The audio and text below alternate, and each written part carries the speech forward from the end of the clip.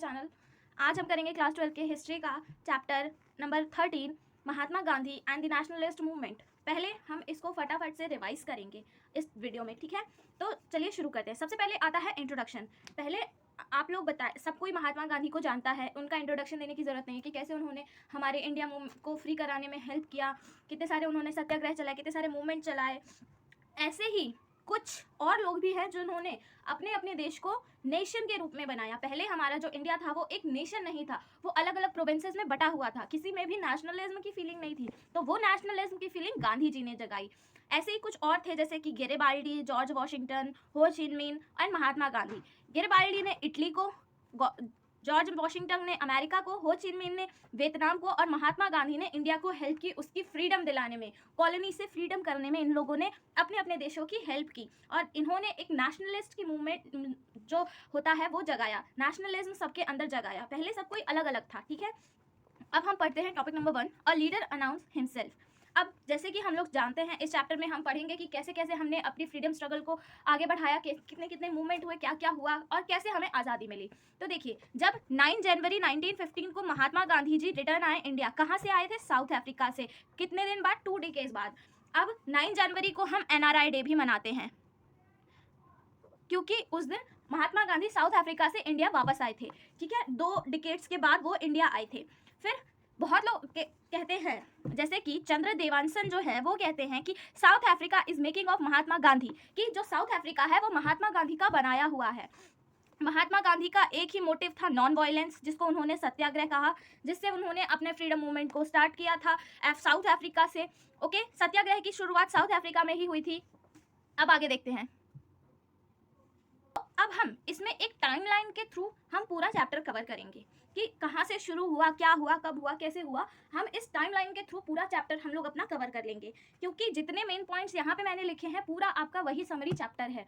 चाहे तो आप एक बार बुक रीड कर सकते हैं, which is very best. NCERT बहुत अच्छी है, उसको रीड एक बार ज़रूर करिएगा इस वीडियो को देखने के बाद। ओके, तो आइए स्टार्ट करते हैं। हमारा पहला इंडिपेंडेंस वॉर जो हुआ था वो 1857 में हुआ था, जिसको हम रिवोल्ट ऑफ 1857 कहते हैं। जिसमें कि क्या हुआ था, हमने पिछले चैप्टर में पढ़ा था, लास्ट जो रिवोल्ट ऑफ 1857 था, कि कैसे बहुत सारे लीडर्स आए, उन्होंने कैसे अपना रिवोल्ट शुरू किया ब्रिटिशर्स के खिलाफ, क्या क्या प्रॉब्लम्स थी उनकी, कैसे उन्होंने उसको सॉर्ट आउट किया, ये सब था 1857 में।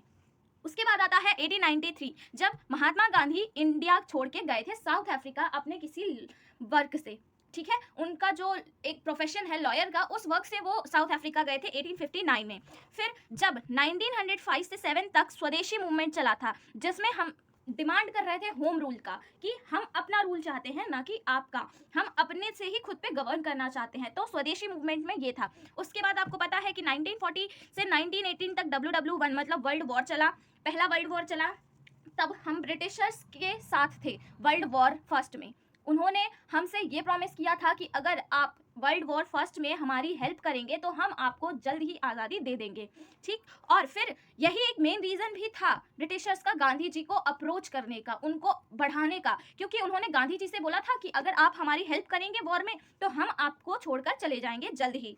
फिर 9 जनवरी 1950 में गांधी जी रिटर्न आए इंडिया, ठीक। 9 और बहुत सारी, जैसे लोग आप लोगों को पता है, बहुत सारा स्टोरी है गांधी जी का इंडिया रिटर्न करने का, वो भी एक तरीके से सही है, बट ये भी एक रीज़न था कि ब्रिटिशर्स ने भी इंडिया बुलाया था गांधी को। फिर 1915 से 1916 तक उन्होंने ब्रिटिश इंडिया का ट्रैवल किया, किसके कहने पे? अपने पॉलिटिकल मेंटोर गोपाल कृष्ण गोखले, जो इनके महात्मा गांधी जी के पॉलिटिकल मेंटोर थे, ठीक है। इनके कहने पे उन्होंने पूरा 1 साल इंडिया का ट्रैवल किया। उन्होंने जाके हर कोने में देखा कि कहाँ पे क्या प्रॉब्लम है, मैं उनको कैसे सॉल्व कर सकता हूँ। उन्होंने बहुत सारे पीजेंट से बात की, उनकी प्रॉब्लम सुनी, उनसे बातचीत की। फिर फरवरी 1916 में क्या हुआ? फर्स्ट मेजर पब्लिक अपीयरेंस हुआ इन BHU, किसका? महात्मा गांधी का। उन्होंने BHU में अपना पहला भाषण दिया था, जहाँ पे लोगों को पता चला कि हाँ, महात्मा गांधी आए हैं। और उन्होंने, उनकी बात लोग इसलिए सुन रहे थे क्योंकि उन्होंने टॉपिक उठाया था फार्मर्स, ठीक है। बहुत सारे लीडर्स थे, वो कहते थे हमें आज़ादी चाहिए, हम ये करेंगे, हम वो करेंगे, बट जो महात्मा गांधी थे उन्होंने किसको उठाया? फार्मर्स को। उन्होंने फार्मर्स की प्रॉब्लम को बताया। तो फिर इस वजह से उनको BHU में बहुत अच्छा अपीयरेंस मिला, उनको बहुत अच्छी अटेंशन मिली फार्मर्स के थ्रू। फिर दिसंबर 1916 में क्या हुआ कि लखनऊ में जो कांग्रेस का एनुअल सेशन हो रहा था, वहाँ पे एक पीजेंट आए थे चंपारण से जिनका नाम था राजकुमार शुक्ला। उन्होंने उनको बताया कि कैसे ब्रिटिशर्स जो हैं वो हार्श ट्रीटमेंट कर रहे हैं पीजेंट्स के साथ, उनसे इंडिगो प्लांटर्स के साथ बेसिक। और फिर उन्होंने वहाँ पे एक सत्याग्रह स्टार्ट किया। बेसिकली यहाँ पे चंपारण में क्या हुआ था कि जो ब्रिटिशर्स थे वहाँ पे उनको कह रहे थे कि तुम अपने 15% लैंड पे इंडिगो उगाओ और वो पूरा इंडिगो हमें एज अ रेंट दे दो, ठीक। अब फिर उसके बाद जब इन लोगों को पता चला कि हम मतलब वर्ल्ड में सिंथेटिक इंडिगो अवेलेबल हो गया है, तो फिर ये इंडिगो की क्रॉपिंग क्यों कराएंगे, उनको ये महंगा पड़ रहा था इंडिगो की cropping as compare to synthetic indigo. Okay तो फिर इन्होंने कहा कि अगर तुम्हें इंडिगो एग्रीमेंट से फ्री होना है तो तुम हमें कंपनसेशन दो, जिस वजह से पीजेंट्स ने इनके खिलाफ सत्याग्रह शुरू कर दिया। किसके साथ मिलके? गांधी जी के साथ। देन 1917 में क्या हुआ, उन्होंने बहुत 2 साल के करीब उन्होंने अपना जो टाइम था वो चंपारण को दिया, वहाँ की प्रॉब्लम सॉल्व की, स्कूलिंग, क्लोथिंग, बहुत सारी प्रॉब्लम वहाँ की सॉल्व की। फिर क्या हुआ, 1918 में गांधी जी ने 2 कैंपेन और किए। कहाँ पे? गुजरात, जो उनका होम टाउन है।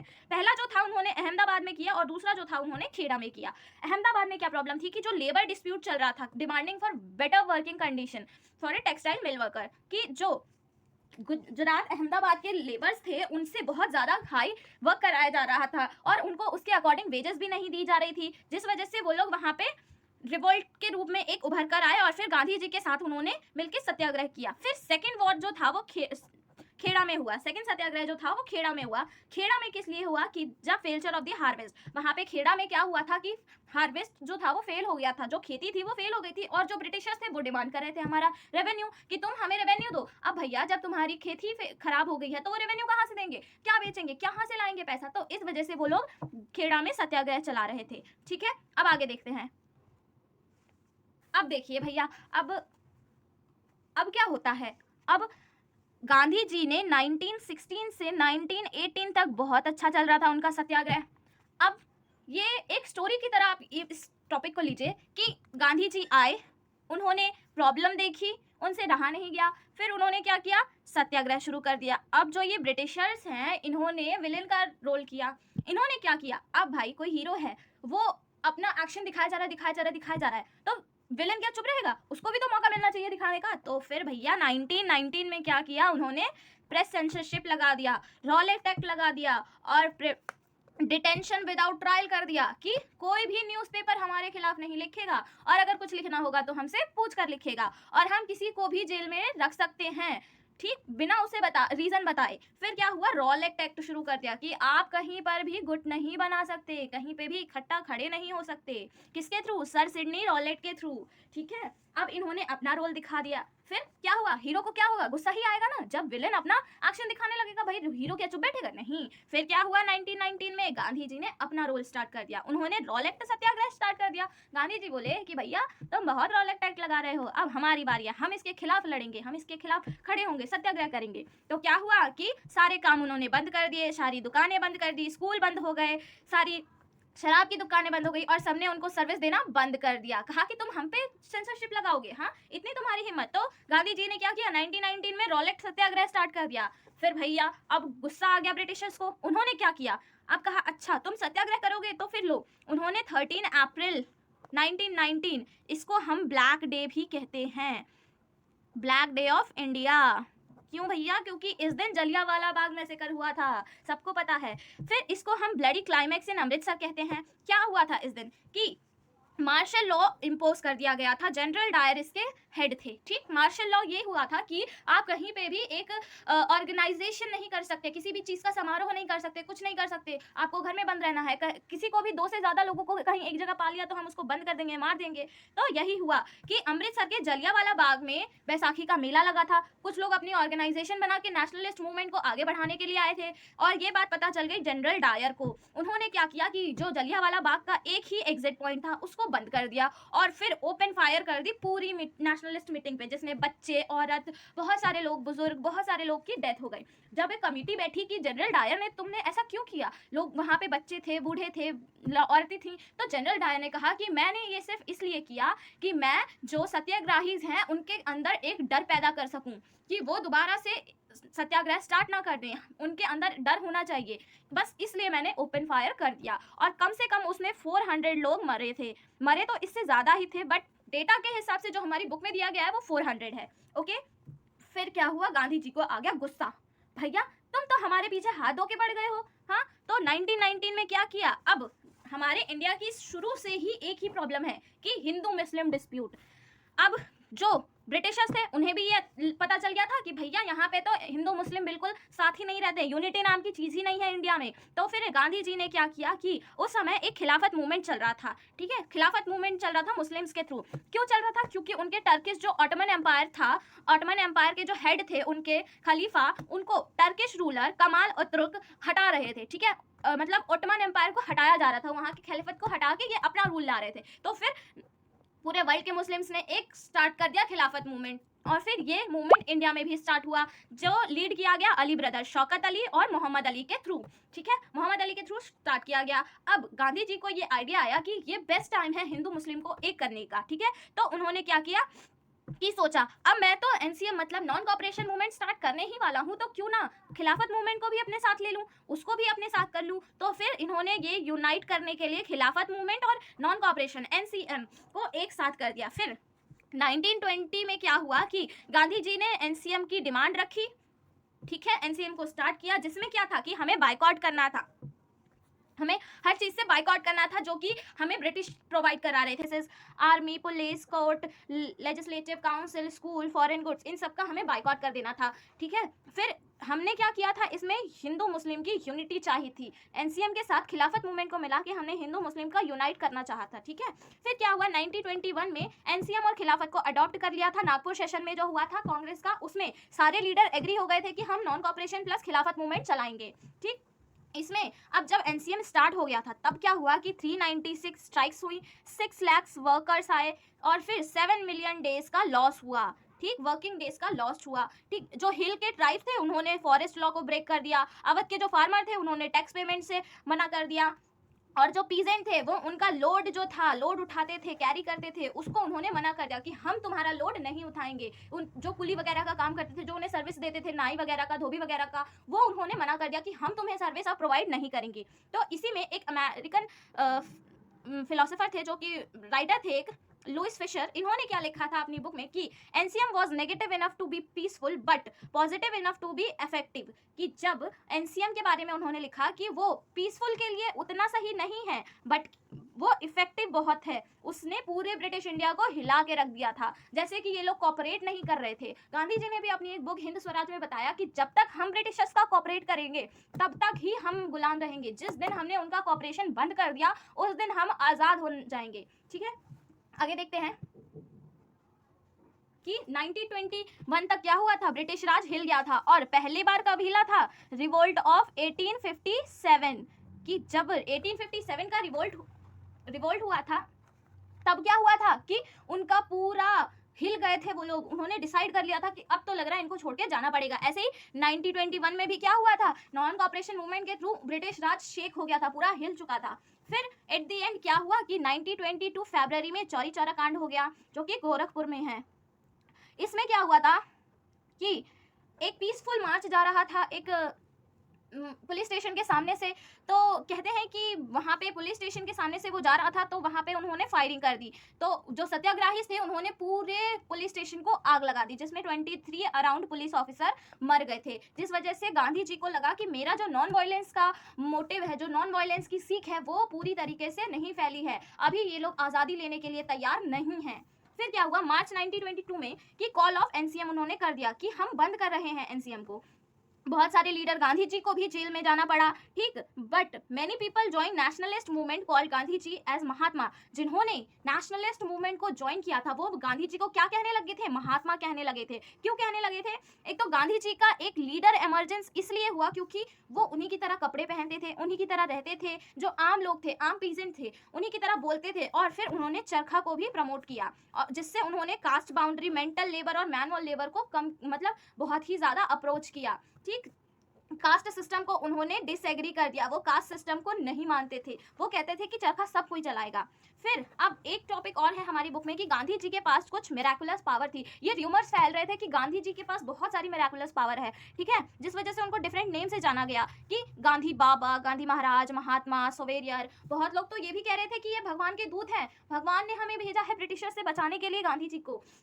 ठीक है। तो फिर 1924 में क्या हुआ कि गांधी जी को प्रिजन से छोड़ दिया, क्योंकि वो 1922 में एनसीएम को कॉल ऑफ करने के बाद जेल चले गए थे। Abolition of untouchability, promote home spun cloth like khadi, rate of child marriage, learn to be self reliant. अब क्या हुआ 1924 में जब गांधी जी आए जेल से छूटकर, उन्होंने सबसे पहले तो अनटचेबिलिटी को खत्म किया कि छुआछूत जब तक रहेगा तब तक हम पूरी तरीके से आज़ाद नहीं हो पाएंगे। उन्होंने अपने होम टाउन कपड़ों को ज़्यादा सपोर्ट किया, उसको ज़्यादा प्रमोट किया कि खादी को लोग पहने, खादी को बनाए। फिर जो चाइल्ड मैरिज होती थी उसको रोका उन्होंने, और फिर आत्मनिर्भर बनने के लिए सबको प्रोत्साहित किया।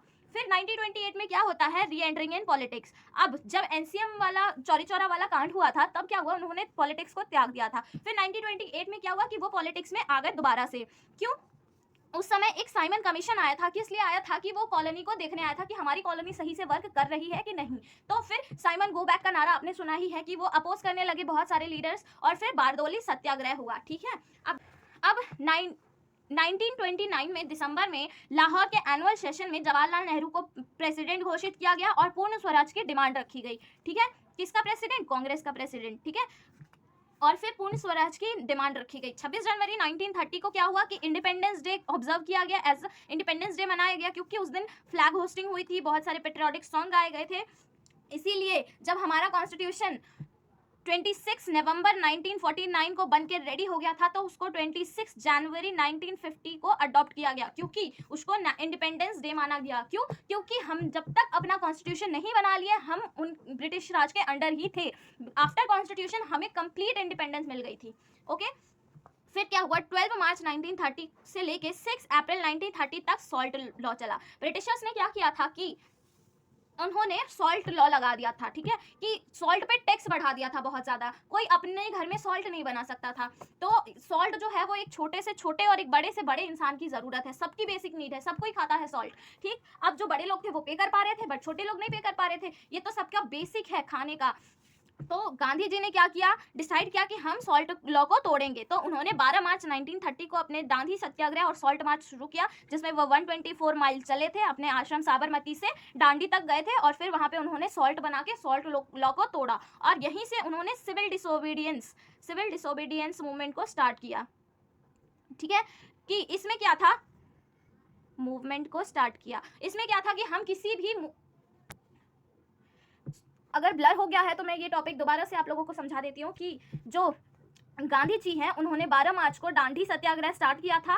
ठीक है, वो 124 माइल्स चले थे अपने साबरमती आश्रम से लेके दांडी तक। ठीक है, और फिर उन्होंने सिविल डिसोबीडियंस मूवमेंट की स्टार्ट कर दी थी। ठीक, पूरी ऑफिशियली उसको स्टार्ट कर दिया था, जिसमें हम उनकी किसी भी लॉ को ओबे नहीं करेंगे, उनकी किसी भी बातों को ओबे नहीं करेंगे। तो फिर फॉरेस्ट लॉ ब्रेक किए गए, फॉरेस्ट लोगों के द्वारा, फॉरेस्ट में रहने वाले लोगों के द्वारा। जो वर्कर थे वो स्ट्राइक पे चले गए, लॉयर्स ने कोर्ट बायकॉट कर दिया, और स्टूडेंट्स ने अपने गवर्नमेंटल इंस्टीट्यूट को अटेंड करने से मना कर दिया था। इस प्रकार सिविल डिसोबीडियंस की शुरुआत हो गई। फिर क्या हुआ, 1930 में फर्स्ट राउंड कॉन्फ्रेंस हुआ, राउंड टेबल कॉन्फ्रेंस लंदन में, जिसको गांधी जी ने नहीं अटेंड किया था। फिर 1931 में गांधी इरविन पैक्ट हुआ, जिसमें 11 डिमांड रखी गई गांधी जी के थ्रू कि हमें ये सारी डिमांड फुलफिल करके दो। ठीक है, बहुत सारी डिमांड मानी, बहुत सारी डिमांड नहीं मानी थी। फिर 1931 में ही सेकेंड राउंड कॉन्फ्रेंस हुआ था, जिसमें गांधी जी जो अटेंड किए थे, बट वो फेल हो गया था। क्यों फेल हुआ था? क्योंकि डिफरेंट सेक्शन जो था इंडिया का वो सपोर्ट नहीं किया गांधी जी को। अम्बेडकर कहे कि हम नहीं हैं इनके साथ, जो कांग्रेस कहा हम नहीं है इनके साथ, बहुत लोगों ने उनको अपोज किया, जिस वजह से वो फेल हो गया। फिर 1935 में गवर्नमेंट इंडिया एक्ट आया, जिसमें उन्होंने बहुत सारे रूल रेगुलेशन लिया, और हमारे कॉन्स्टिट्यूशन में भी बहुत सारा पार्ट गवर्नमेंट इंडिया एक्ट से ही आया है। तो हमारे कॉन्स्टिट्यूशन में भी बहुत सारा पार्ट गवर्नमेंट इंडिया एक्ट से ही आया है। फिर 1937 प्रोविंशियल इलेक्शन कराए गए ब्रिटिशर्स के थ्रू, जिसमें कांग्रेस ने मिनिस्ट्री फॉर्म की। क्यों, कैसे? 11 प्रोविंसेस में कराए गए, जिसमें से 8 में कांग्रेस जीत गई थी। ठीक है, फिर 1939 में क्या हुआ, WW2 स्टार्ट हो गया, वर्ल्ड वॉर सेकेंड स्टार्ट हो गया, जो 1945 तक चला। ठीक है, फिर 1914 में टू नेशन थ्योरी लाई गई जिन्ना के थ्रू, कि हमें मुस्लिम्स के लिए अलग और हिंदुओं के लिए अलग नेशन चाहिए। ठीक, और फिर स्ट्रगल होने लगा, कॉन्फ्लिक्ट होने लगे, किसके बीच में? 3 के बीच में, कांग्रेस, मुस्लिम और ब्रिटिश। कांग्रेस कहती थी कि नहीं, पार्टीशन नहीं होगा, मुस्लिम लीग कहता था कि नहीं, हमें अलग नेशन चाहिए, और ब्रिटिशर्स तो दोनों पे ही एग्री थे। ब्रिटिशर्स जो थे वो दोनों पे ही एग्री थे। उनको क्या था, डिवाइड एंड रूल की नीति उन्होंने अपनाई थी, कि हम फूट डालो और राज करो, इनको लड़वाओ मरवाओ और राज करो। आगे फिर क्या हुआ, 1942 में क्रिप्स मिशन आया, कि जो क्रिप्स मिशन किस लिए ये रहा, यहाँ से स्टार्ट करते हैं। 1942 में क्या हुआ, क्रिप्स मिशन आया। क्रिप्स मिशन क्या था कि ब्रिटिशर्स ने जैसे फर्स्ट वर्ल्ड वॉर में हमसे हेल्प ली थी, वैसे ही सेकेंड वर्ल्ड वॉर में भी उनको हेल्प चाहिए थी। और क्रिप्स मिशन इसलिए आया था कि आप अपनी मिलिट्री हमारे साथ भेजो और अगर हम जीत गए तो हम आपको छोड़ के चले जाएंगे। तो गांधी जी ने क्या कहा, नहीं, तुमने हमें पहले धोखा दिया है, तुमने फर्स्ट वर्ल्ड वॉर में भी यही कहा था, अब हम तुम्हारी हेल्प नहीं करेंगे। तो क्रिप्स मिशन फेल हो गया। उसके फिर बाद 1942 9 अगस्त में क्विट इंडिया मूवमेंट स्टार्ट किया गया, ठीक, जिसमें कि अब भारत छोड़ो आंदोलन शुरू किया गया, जिसमें लोग कह रहे थे कि अब ब्रिटिशर्स छोड़ दो भारत, अब चले जाओ तुम यहाँ से, क्योंकि अब यहाँ कुछ नहीं रह गया था, सब कुछ वो लोग लूट चुके थे, बहुत सारे लीडर को जेल कर दिया गया था। फिर 1944 में जून में गांधी जी को जेल से रिलीज कर दिया गया। फिर 1946 में क्या हुआ, कैबिनेट मिशन आया जो कि फेडरल सिस्टम को बोल रहा था, बट ये फेल हो गया। फिर फ्रेश इलेक्शन कराया गया, प्रोविंशियल इलेक्शन, ठीक। फिर 16 अगस्त 1946 को डायरेक्ट एक्शन डे अनाउंस कर दिया गया था, ठीक है, डायरेक्ट एक्शन डे अनाउंस कर दिया गया था। बहुत सारे कम्युनल राइट हुए थे, कहाँ कहाँ पे, Bihar, Bengal, UP, Punjab. Direct action day क्या था कि अब बस हमें अपना अलग नेशन चाहिए। जो मुस्लिम लीग के थ्रू टू नेशन थ्योरी आई थी, तो उसमें क्या हुआ था कि उन्होंने डिमांड की थी कि हमें अलग नेशन चाहिए, और डायरेक्ट एक्शन डे वाले दिन उन्होंने उसको अप्रूव कर दिया था। फिर 1947 में क्या हुआ, Mountbatten was appointed as a viceroy. Mountbatten ने वायसरॉय चेंज किया गया, माउंट बेटन को बनाया गया जिन्होंने हमें आज़ादी दी थी, ठीक। फिर 1947 15 अगस्त को फॉर्मल ट्रांसफॉर्मेशन हो गया पावर का, ब्रिटिशर्स से इंडिया को दे दिया गया। फिर अनाउंसमेंट ऑफ पार्टीशन हो गया और इंडिया को फ्रीडम मिल गई। अब फ्रीडम बहुत ही मुश्किल से मिली। आफ्टर 15 अगस्त 1947 हम ब्रिटिश के अंडर ही थे, उनके अंडर ही थे, जब तक हमारा कॉन्स्टिट्यूशन नहीं बन गया हमें तब तक पूरी आज़ादी नहीं मिली। हमारे रूल रेगुलेशन सब वही डिसाइड करके गए थे यहाँ से। अब फिर उसके बाद एट दी एंड हमें 1947 में आज़ादी मिल गई।